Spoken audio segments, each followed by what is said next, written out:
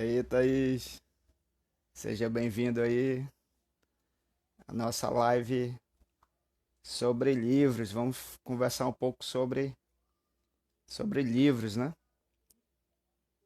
Sei que você é uma leitora aí. Poxa, deixa eu ver se eu ajeito aqui. É porque, Thaís, o meu, o meu celular, ele caiu. Aí o que que aconteceu? Rachou justamente na parte na parte da da câmera frontal. Tudo acontece com os pastores. O celular cai, ele tinha que quebrar em todo lugar, mano. Aí a rachadura passou justamente na, na tela da câmera frontal. Aí tá essa luz aí, mas não é a minha luz não, entendeu? Boa noite. Vocês que estão chegando aí. É... Não, tá tranquilo. Tá. Como é que tá o áudio? Deixa eu ver se eu ajeito aqui pra gente ficar bem focado aqui. É... Pra gente poder conversar depois.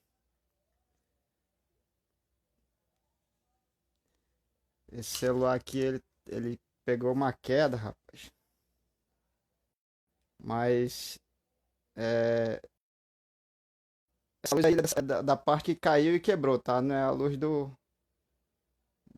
não é a luz que ilumina todos os homens, não, né? Essa luz aí é só a luz de Cristo mesmo. Mas a gente vai aguardar aí alguns minutos para ver se entra outras pessoas.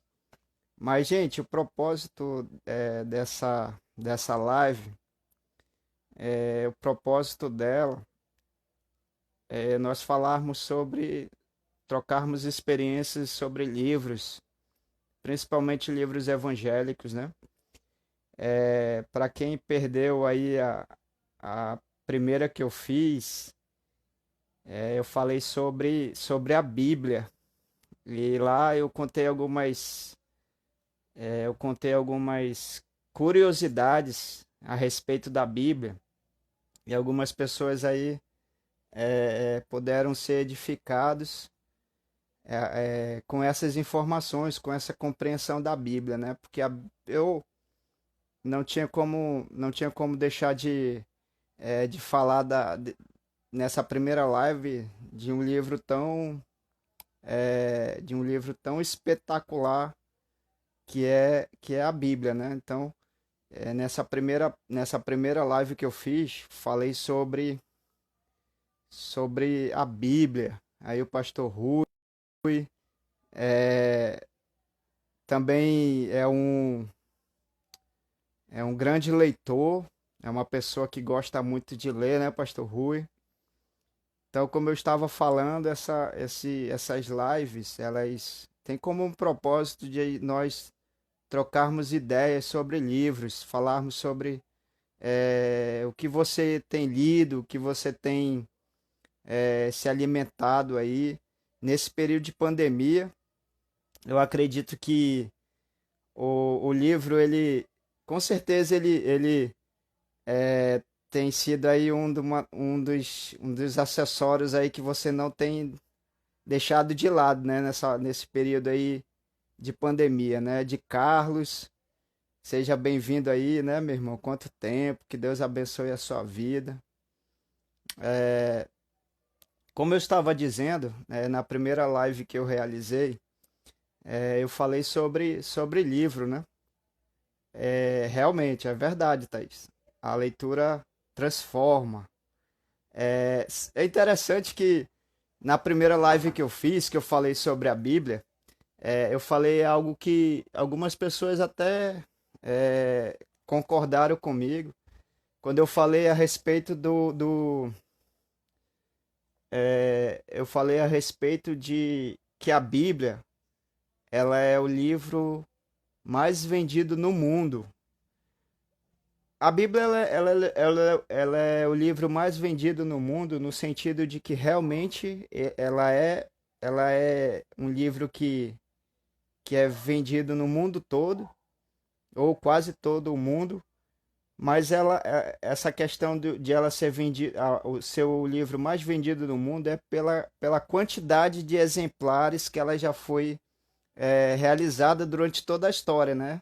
Você já imaginou, desde quando se criou a primeira Bíblia, ela já foi aí várias vezes publicada, né?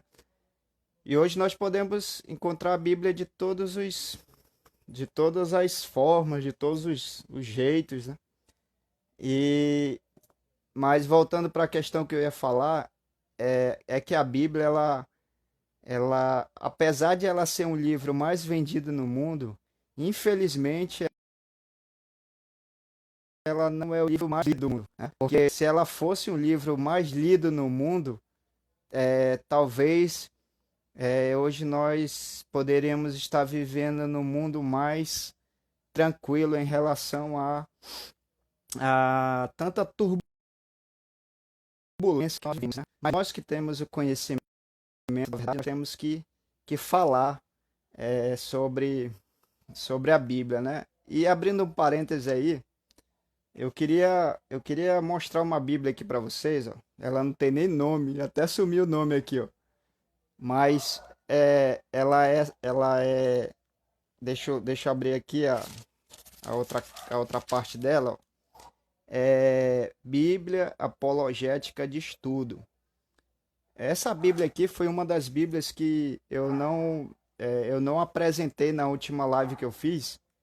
É, eu apresentei para vocês aí várias Bíblias que eu tenho de estudo. Infelizmente ou felizmente, eu não sei, a minha coleção de Bíblia ela não supera a do Pastor Rui, né? O Pastor Rui aí tem várias e várias Bíblias, né, Pastor Rui? Mas essa Bíblia aqui, ó, ela fala sobre todas as religiões que são consideradas seitas, né? Apologética, para quem não sabe, essa palavra aqui esquisita aqui, ó. Apologética, tá vendo aí, ó? O que significa essa palavra aí? Essa palavra significa apologética é a ciência ou estudo que estuda as heresias. Aí quando você lê essa Bíblia aqui, ela é fantástica. Você, logo nas primeiras páginas, você tem algumas introduções e aí ela começa se você puder ver aí, ó, cada símbolo desse aí é uma seita, considerada uma seita. Aí tem judaísmo, tem hinduísmo, tem Hare Krishna, essas grandes religiões conhecidas no mundo todo, o islamismo. Aí durante a leitura, conforme você vai lendo a Bíblia, ela vai te dando conhecimento de como você deve refutar ou debater com alguém que é adepto a essas religiões, né? Um abraço aí para Thaisa, né, Thaisa? Deus abençoe você, a Vanessa também. Essa Bíblia aqui, eu estava falando dessa Bíblia aqui, que é a Bíblia de estudo apologética.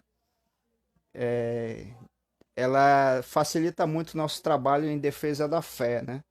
Então, se você não conhece nenhuma Bíblia ou alguma forma de combater as religiões falsas, eu indico para você Bíblia de Estudo Apologética. Essa aqui é uma delas, tá? Você pode também encontrar outras Bíblias aí, beleza? Queria aí agradecer a todos que estão entrando. O propósito, como eu falei no início dessa live, é nós conversarmos sobre livro, trocarmos ideia a respeito do livro, porque, gente, a gente vê live aí de tudo que é jeito, né? Sim, Thaís, pode ser encontrado em qualquer livraria cristã.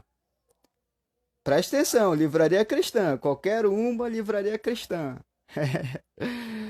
Tô fazendo aí o comercial da livraria cristã do pastor Joquitã, mas você pode encontrar em qualquer livraria sim. Qualquer livraria você vai encontrar essa Bíblia de estudo. É Bíblia de estudo apologética. Né? E como eu estava dizendo, né, essa live ela é para nós falar sobre livro.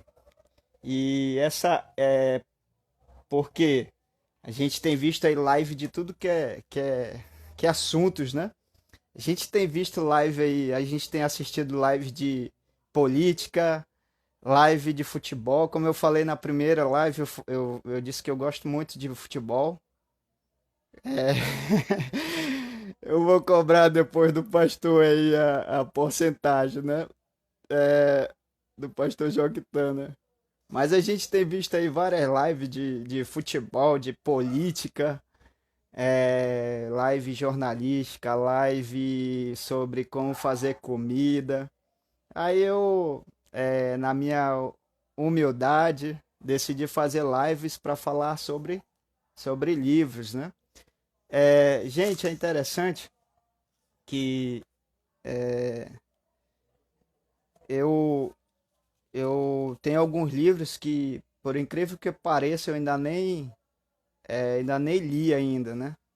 Mas eu gosto muito de livros, eu gosto de adquirir livros. É uma coisa que eu sempre tenho falado que é uma das coisas que, na verdade, a gente não leva nada desse mundo, né? Mas uma coisa que a gente leva quando a gente vai para outro mundo, a gente, a gente vai levar o nosso conhecimento, né? Por exemplo, uma vez eu olhando para minha estante de livro, que é pequenininha, básicazinha, aí eu disse assim, ó, cuidado com essas coisas que estão aí nessa estante, porque aí é a única coisa que eu vou levar quando eu morrer, quando eu for pro céu, né? Porque o conhecimento ele vai conosco. Tem uma pergunta aqui da Thaís, né? Quando o senhor vai estudar ou preparar mensagem, costuma usar que versão? Bom, Thaís, eu sou cristão desde 98, né? Então, o primeiro contato que eu tive com Bíblia foi a Bíblia versão Almeida, Almeida Revista e Atualizada, que é a Bíblia é, que, a, que a minha igreja hoje, que é a MCF, usa, né? Então, para mim, assim, é a que eu tenho, que eu posso dizer, é a que eu tenho mais conhecimento. Aí, o que que acontece? Quando eu vou preparar um estudo, como você está perguntando, aí para leitura, para leitura eu uso a revista e atualizada. Mas quando eu vou fazer um estudo, eu costumo colocar na mesa. Na verdade, eu não, não é questão de colocar na mesa, mas, por exemplo, eu pego uma Bíblia, aí eu dou uma lida, aí eu pego um livro, pego um comentário bíblico, aí pego outra Bíblia de outra versão, por exemplo, NVI, que é a nova versão internacional. Aí eu já pego outra, como por exemplo a nova tradução na linguagem de hoje. Aí quando eu vou ver depois da preparação do estudo, a mesa já está cheio de livros, né? Ou seja, comentários do Novo Testamento, comentários do Antigo Testamento, e a gente vai fazendo as nossas pesquisas para preparar o estudo, né? E também, no caso, quando é para preparar também um sermão, mas a questão da versão que eu uso sempre é a versão Almeida Revista e Atualizada. Na última live que eu fiz, eu falei a respeito sobre versões e sobre traduções, né? Então, são coisas totalmente diferentes, versão e tradução, né? Por exemplo, a tradução é quando o que acontece na tradução é quando você traz do original, que a Bíblia foi escrita no original grego e no original hebraico. Aí você faz a tradução, né? Aí tem tem a tradução e a versão, né? As versões aí tem várias. Tem a versão Almeida Revista e Atualizada, a versão Almeida Revista e Corrigida. Se tem alguém aí da Assembleia de Deus, vai ter mais conhecimento da revista e corrigida, até mais do que eu, porque a Assembleia de Deus, por muitos anos, ela utilizou, na verdade, a versão Almeida Revista e Corrigida. Qual é a diferença da Almeida Corrigida para Almeida Revista e Atualizada? É questão de palavras só. Por exemplo, quando você lê a Bíblia, você vê lá a palavra, por exemplo, como qual é aquela palavra? Ósculo, né? Ósculo. O que que é ósculo? Saudai os irmãos com o ósculo santo. Aí a pessoa acha que é um óculos, não, alguma coisa assim para a gente ler a Bíblia, mas lógico, brincadeira à parte, mas todo mundo sabe que ósculo é um beijo, né? Então por que que não se coloca logo um beijo, né? Saudades, irmãos, com um beijo santo.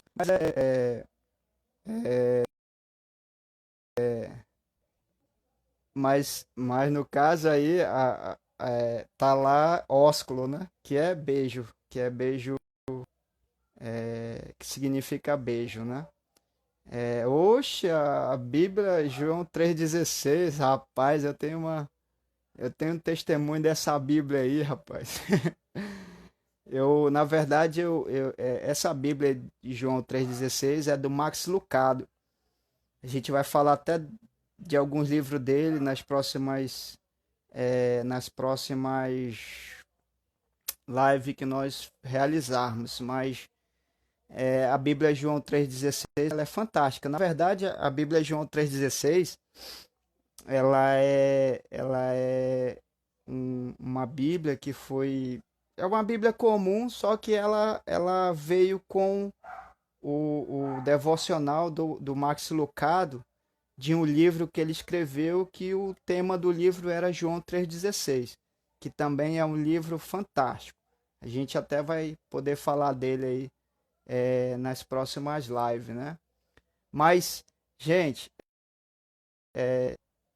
aí a gente vai continuar falando também sobre Bíblias, né? Porque esse assunto Bíblia aí, ele não tem fim, né? A gente vai falando sobre Bíblia, sobre algumas outras traduções, algumas outras versões aí. Mas uma das coisas que eu falei na última live que nós fizemos, uma das coisas que eu acho interessante na Bíblia é que ela já foi traduzida para 250, 270 mil, é, é, é, como é que a gente chama a palavra? 275 mil dialetos, sendo que no mundo todo nós temos 7 mil dialetos, né? Ou seja, 7 mil idiomas. Na verdade, não era nem dialetos, era idiomas. Então a Bíblia já foi traduzida em 2.500, 700 idiomas.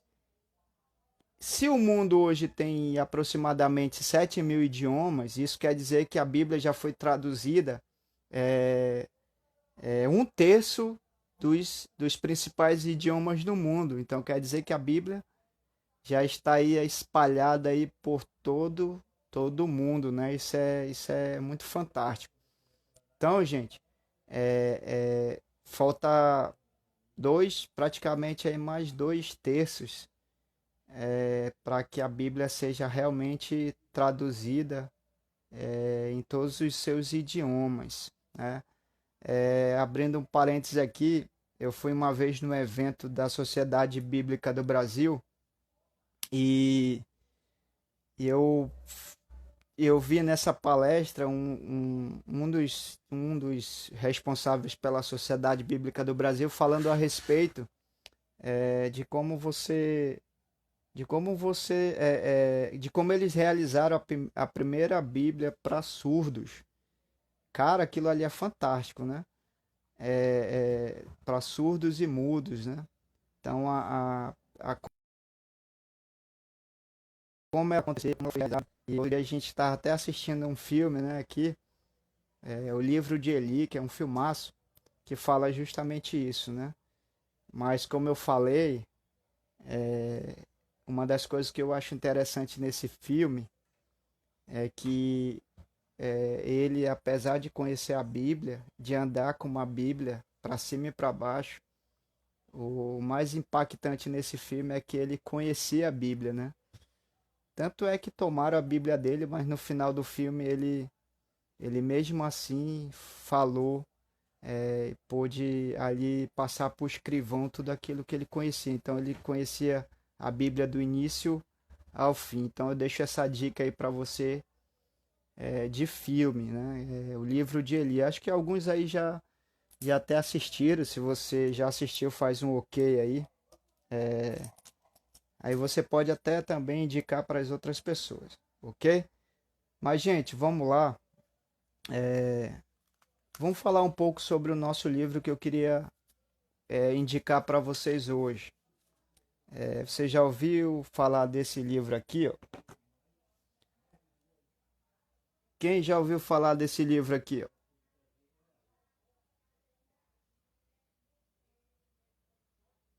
Esse livro aqui é o livro Pentecostes, do autor Hernandes Dias Lopes. Muitos talvez já leram esse livro, já têm esse livro, ou já adquiriram esse livro. Esse livro aqui, gente, ele é fantástico, né? É... Você aceita de presente, Thaís? Tá bom, vou anotar aqui. É, a gente, quando a gente fala sobre Hernandes Dias Lopes, é, é uma das mentes mais fantásticas e brilhantes do nosso dia, né? Dos nossos dias de hoje. É, ele, Hernandes Dias Lopes, por exemplo, a biografia dele aqui, ó, diz que ele se formou no seminário Presbiteriano do Sul, em Campinas, São Paulo. Fez o doutorado nos Estados Unidos. Ele é pastor da primeira igreja presbiteriana de Vitória, no Espírito Santo, sabe desde quando? Desde 1985. Cara, isso aqui é fantástico. Você ser pastor de uma igreja desde 85, faz as contas aí para mim, que não sou muito bom em matemática, mas em 85, 95 foram 10 anos, é isso? 2005 foram 20 anos, 2015, 30 anos. Acho que dá mais de 35 anos. Caramba, 35 anos à frente de uma igreja. Sabe o que eu acho interessante na vida do Hernandes Dias Lopes? Que ele, além de ser pastor de uma igreja, ele é conferencista e escreveu mais de 130 livros ou títulos. Sabe o sabe o que faz de um homem desse conferencista no mundo todo? É que a igreja dele é uma igreja que o abençoa, né? É uma igreja que o abençoa. É, é, por que que eu digo isso? Porque, gente, é, o Hernandes Dias Lopes, além de pastorear uma igreja, ele anda pelo mundo todo pregando a palavra, né? Agora eu abro até o espaço aqui para a gente conversar sobre isso, porque o que que a gente tem visto hoje? Pastores presos às suas igrejas, Eu não sei o porquê, não sei quais são as razões, mas tem pastores que não podem sair das suas igrejas para pregar em outras igrejas. É, isso às vezes até é culpa do pastor mesmo, porque o pastor parece ter medo de perder o lugar, não sei, né? Mas polêmicas à parte aí, a gente aprende muito com a vida desse homem aqui, Hernandes Dias Lopes, né? Aí um abraço pro Diogo. Aí, Diogo Souza. A gente está falando aqui, Diego, sobre livros. é, Livros que têm nos ajudado na nossa vida devocional, né? Eu estava falando sobre esse livro aqui, ó. E do seu autor, que é o Hernandes Dias Lopes. Com certeza você deve conhecer, já que você é da igreja presbiteriana, não é isso? Mas esse homem de Deus aqui tem abençoado a vida de muitas pessoas no mundo todo. Aí eu separei esse livro aqui para falar um pouco sobre ele. Pentecostes, tá? Pentecostes. Aí o subtema dele é o fogo que não se apaga. O fogo que não se apaga. É. Aí eu vou dar um spoiler aqui. Vou ler aqui a parte de trás, só para a gente ter uma noção do que esse livro fala. Olha só o que ele diz. O Pentecoste foi o cumprimento da promessa do Pai. O Espírito Santo foi derramado sobre a igreja, e esta, revestida com o poder do alto, impactou o mundo com o Evangelho. Antes de enviar a igreja ao mundo, Jesus enviou o Espírito Santo à igreja. Olha só como isso aqui é interessante. Antes de enviar a igreja ao mundo, isso aí você pode até anotar aí no seu caderninho de anotações, porque isso aqui é interessante. Antes de enviar a igreja ao mundo, Jesus enviou o Espírito Santo à igreja. E esta ordem não pode ser invertida. Aí tem aquela passagem que a gente conhece lá em Atos, quando Jesus, após ser crucificado, que ele ressuscita, ele aparece aos seus discípulos. Vocês lembram qual foi as palavras que ele disse para os seus discípulos? Não saiam, não saiam de Jerusalém até que a promessa do alto seja cumprida, né? E quando isso aconteceu, os discípulos ficaram em Jerusalém e se completou ali a obra do Espírito Santo.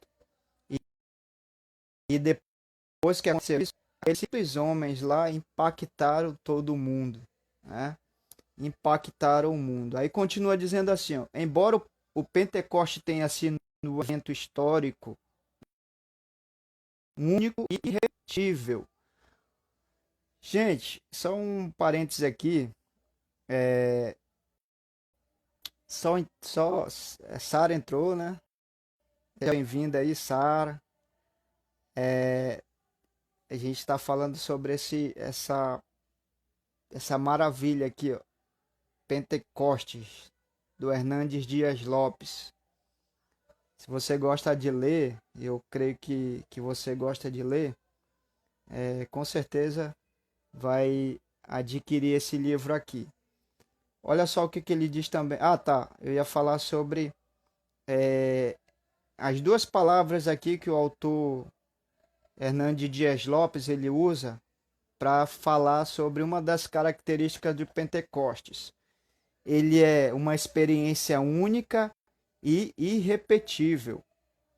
Aí você diz assim, mas Pastor Flávio, é, essa, esse evento do Pentecostes, ele não acontece mais hoje? Na verdade, ele não acontece como ele aconteceu naquele dia realmente do dia de Pentecostes. Por quê? Porque o acontecimento foi uma única vez. Só que daquela experiência lá, daquele momento, ela se repetiu na vida dos crentes, na vida dos cristãos. Mas ela é uma experiência única e irrepetível. Por que a gente diz isso? E por que que o autor aqui ele deixa claro isso? Porque muitas pessoas aí, às vezes, é, é, as pessoas cometem um erro e um erro assim quando dizem que por exemplo, o Pentecostes aconteceu hoje lá na minha igreja. Isso é até uma frase perigosa, porque o Pentecostes ele aconteceu apenas uma vez só. Tanto é que na segunda vez que a Bíblia cita o segundo principal Pentecostes, que foi quando o Espírito Santo desceu sobre os primeiro foi com os judeus, né? E depois houve um outro acontecimento quando teve o outro Pentecoste, que foi para os chamados eram os judeus e os, né? Como é que era o nome dado às outras pessoas que não eram judeu, que me faltou aqui a memória agora? Os judeus e os gentios.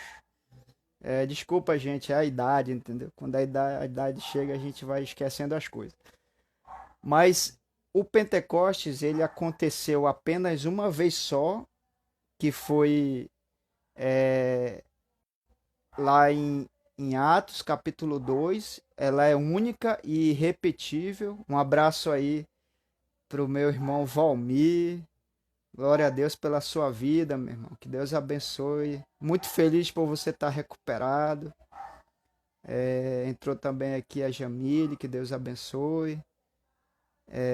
Também aqui entrou nosso amigo aqui, cadê? Deixa eu ver aqui. O casal Bentley entraram aqui também, né? Mas como eu estava dizendo, o Pentecoste ele aconteceu apenas uma vez só. E depois ele foi acontecendo, mas assim, aquela ideia de que o Espírito Santo, quando entra numa pessoa, ele já não sai mais. Ele pode se apagar, ele pode se esfriar, mas naquele sentido de que o Espírito Santo entra na pessoa para não sair mais. Porque até então, Deus e o Espírito Santo de Deus entrava na pessoa por um determinado tempo para uma missão específica. Isso aconteceu muito no Antigo Testamento. Um dos exemplos mais impactantes é o do Sansão. Quando você lê a história de Sansão, diz que o Espírito Santo de Deus entrava em Sansão e ninguém segurava ele, né? Mas aí saía. É, também aconteceu com Davi. Diversas vezes o Espírito Santo entrou na vida de Davi, mas depois saiu. Mas a partir do momento de Pentecostes, ele não saiu mais. Uma das coisas que a gente precisa também entender, gente, sobre essa palavra Pentecoste, né? Quando a gente fala sobre Pentecostes, a gente sabe que os judeus estavam todos reunidos ali e aconteceu o Pentecostes, né? Mas você sabia que Pentecoste, eu acho que você já sabe disso, mas o Pentecoste, muitos aqui talvez já saibam sobre isso, mas Pentecoste era uma festa dos judeus. E quem tem costume de comemorar o Natal? O Natal aparentemente é uma festa cristã, não é isso? Mas o que as pessoas fazem no Natal? Elas bebem, algumas delas, não a maioria, se embriagam, vão para a praia, passam a noite bebendo, né? Ou se divertindo, ou dançando, ou fazendo alguma coisa assim. Mas a festa do Natal é uma festa aparentemente cristã, né? Que é o nascimento de Jesus e tal. Então, Pentecoste, o que era? Era uma festa. Uma festa onde os judeus comemoravam, né? Ali um acontecimento que eles comemoravam. Mas aí, gente, eram 50 dias fazendo o quê? Orando.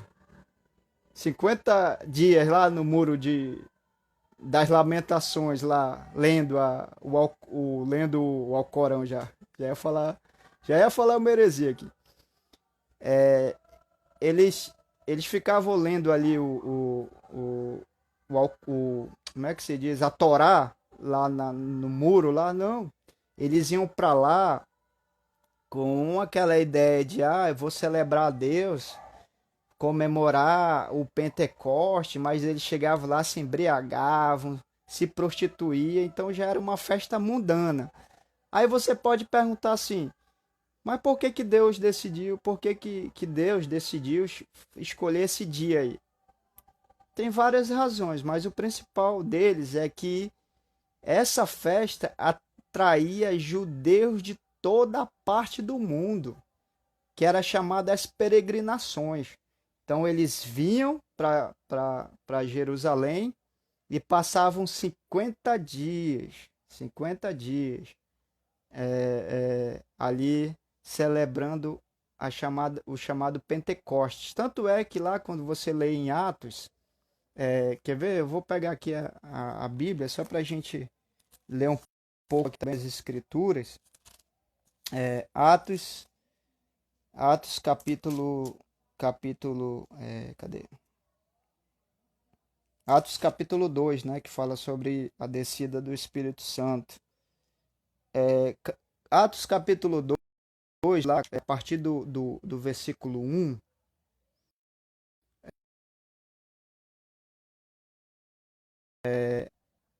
ele fala já começa dizendo assim, ó, é, ele já começa dizendo assim, ó,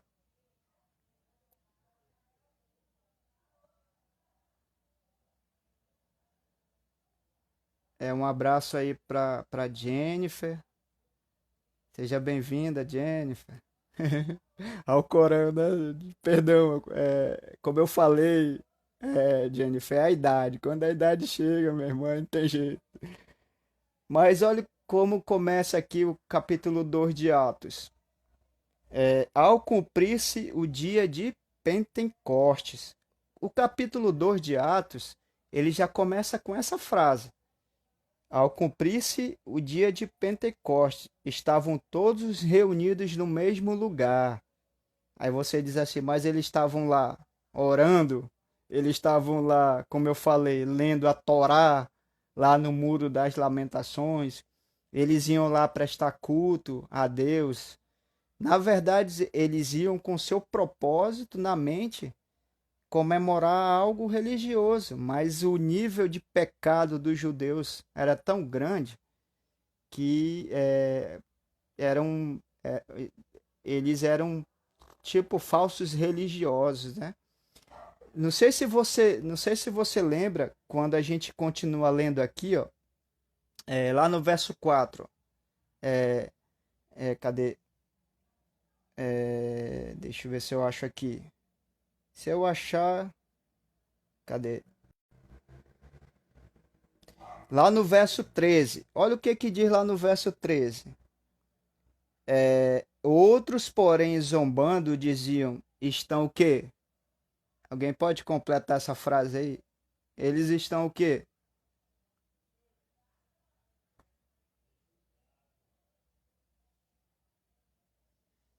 Eles estavam.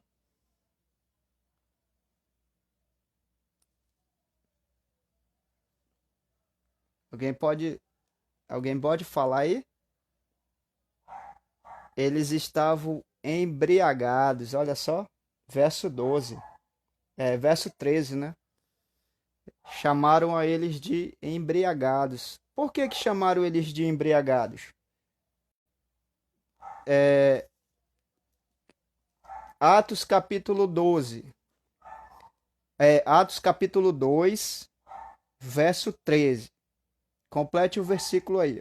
Diz assim, ó, outros, porém, zombando, diziam, estão o quê? Estão...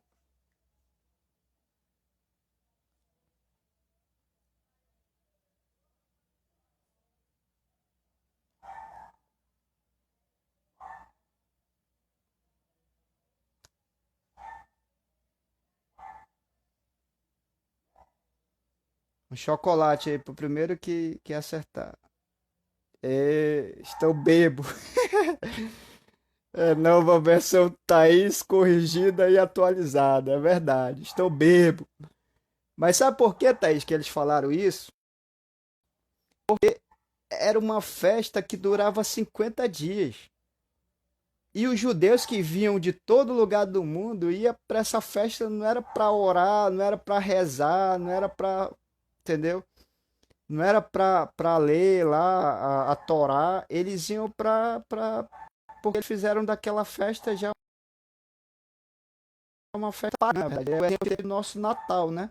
É uma festa cristã, mas hoje se tornou praticamente uma festa pagã, né?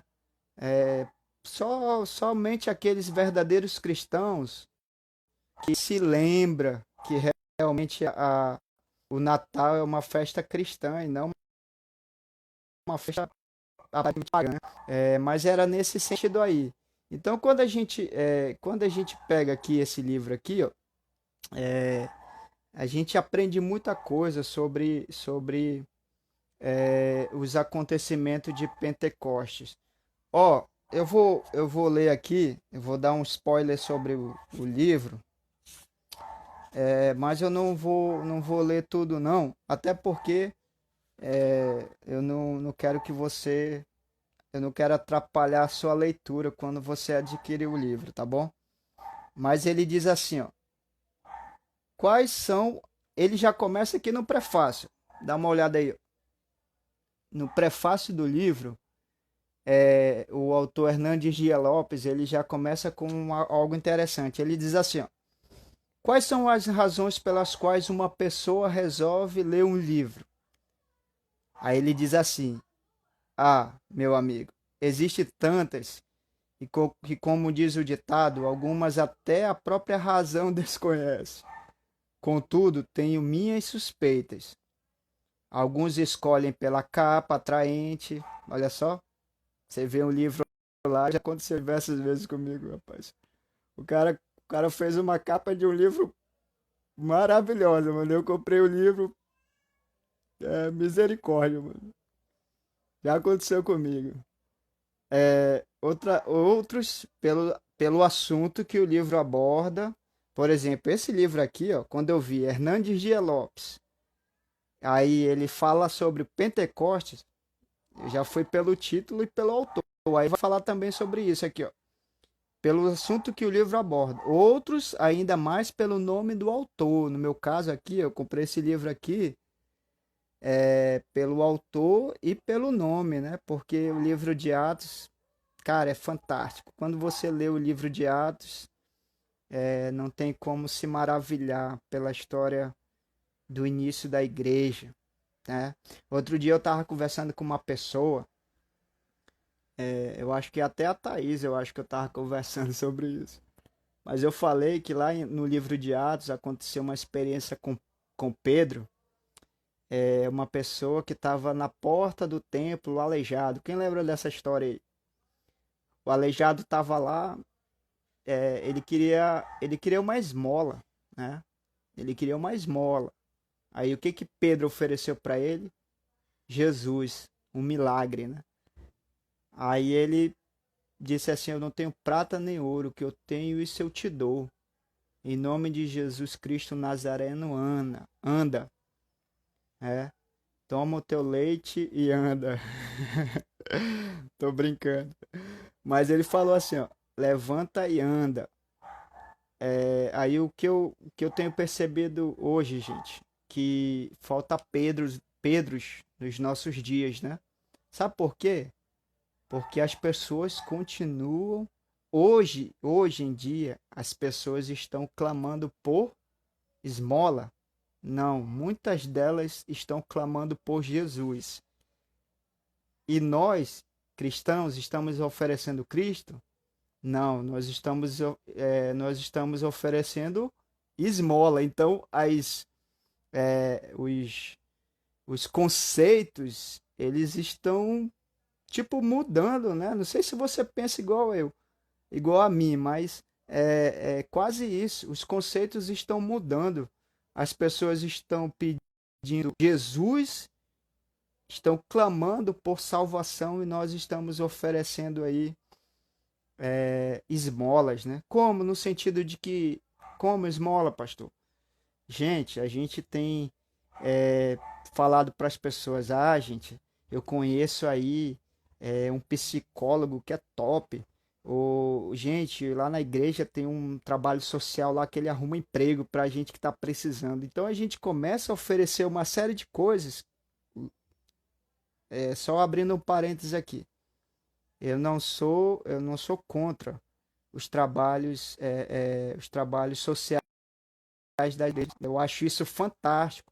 As igrejas que fazem trabalhos sociais estão de parabéns, mas eu estou dizendo assim no sentido de que esses trabalhos sociais, assim como a nossa vida também, ela tem que ser com o único propósito de falar de Jesus.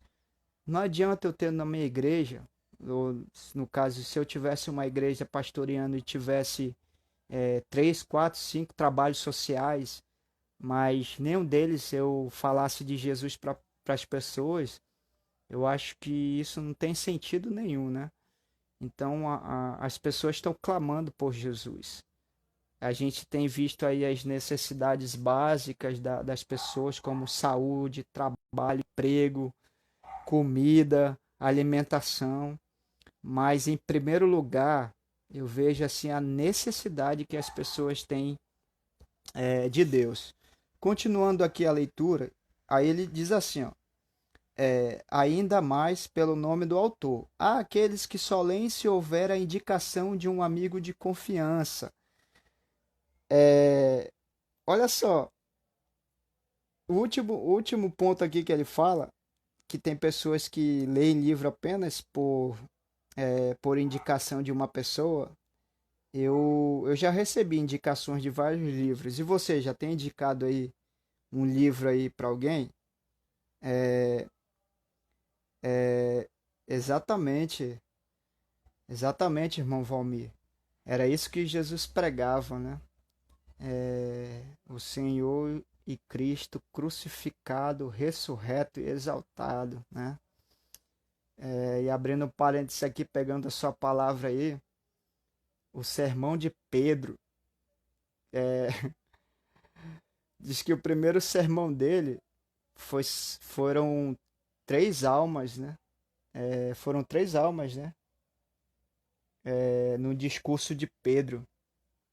Eu, uma vez eu vi uma pessoa ministrando a palavra de Deus, um pregador. Aí esse pregador disse assim: Pedro,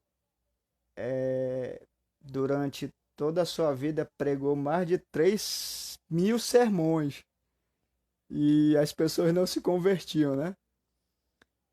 Mas quando aconteceu essa promessa aqui, ó, quando aconteceu Pentecostes na vida desse cara, meu irmão, a Bíblia diz que ele ele praticamente aí no primeiro sermão dele foram 3.000 3.000 pessoas foram salvas. 3.000 almas aí. Paz e bênção, Daniele. Obrigado aí pela presença de você aí que Deus abençoe a sua vida. A gente está falando aí sobre o livro que nós chamamos de Pentecostes, que é do Hernandes Dias Lopes, né? É, eu estava lendo aqui uma parte do livro. Gente, aí só completando aqui o pensamento do Hernandes, ele diz assim: eu, na regra geral, escolho o que vou ler pelo autor e pelo assunto, né? E é aquilo que nós falamos agora há pouco. É, a, eu também tenho essa prática de, de ler os livros. Quando eu vou escolher um livro para ler, eu escolho o que vou ler pelo autor e pelo assunto. Então, se alguém quiser me dar um presente aí, ó, pode ser um livro do Hernandes Dias Lopes ou uma Bíblia de estudo, uma nova Bíblia que uma nova Bíblia aí que eu sempre desejei. Eu nunca tive a oportunidade de ter. Na verdade, eu não tenho essa Bíblia, né? Que é a Genebra. A Bíblia é usada pelos pastores presbiterianos, né? Na verdade, é uma Bíblia de estudo elaborada pelos presbiterianos. É uma Bíblia fantástica. O pouco que eu tenho lido dela, de algumas pessoas que eu conheço que têm, é, isso, exatamente. Eu falei sobre a Livraria do Pastor. Lá tem esse livro aqui, né? A Bíblia de Genebra também tem lá, tá? Só para lembrar dos irmãos aí. Mas realmente, Valmir, foram 3.000 almas ali no primeiro sermão, é, do primeiro sermão ali de Pedro, quando ele recebeu a promessa de Pentecostes, né? É, e outro ponto aqui que eu separei, e eu vou fazer só isso aqui. Como eu disse, o propósito não é ler o livro todo para você. Vou deixar aí você na expectativa de poder adquirir esse livro e poder ler na sua casa. Gente, olha só abrindo um parênteses aqui rapidinho. Olha a grossura desse livro aqui. Tá vendo aí, ó? Esse livro, ele é bem fino. É... Tá travando, é? Poxa, eu acho que é a internet, ó. Se tiver travando, tente sair aí e entrar de novo. Que a gente vai tendo é, a gente vai pegando esses macetes das lives, né? Quando tá travando muito, a gente sai e entra de novo e aí vai pegando. Mas como eu tava dizendo, olha só a grossura desse livro aqui, ó. Ele é bem fininho. Eu já vi, eu já vi livros que falam sobre o estudo do livro de Pentecoste. Meu amigo, é dessa grossura aqui, ó. Mas o Hernandes Dias Lopes, ele vai objetivo, assim, e é muito show de bola esse livro. Cara, esse livro aqui, você precisa ter esse livro na sua biblioteca particular. Eu queria até aí,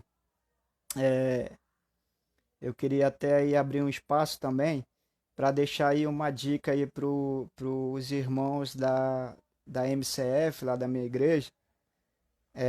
Que se você lá nós estamos na nossa EBD estudando o livro de Atos, né? Nós estamos fazendo um estudo profundo que está sendo maravilhoso no livro de Atos.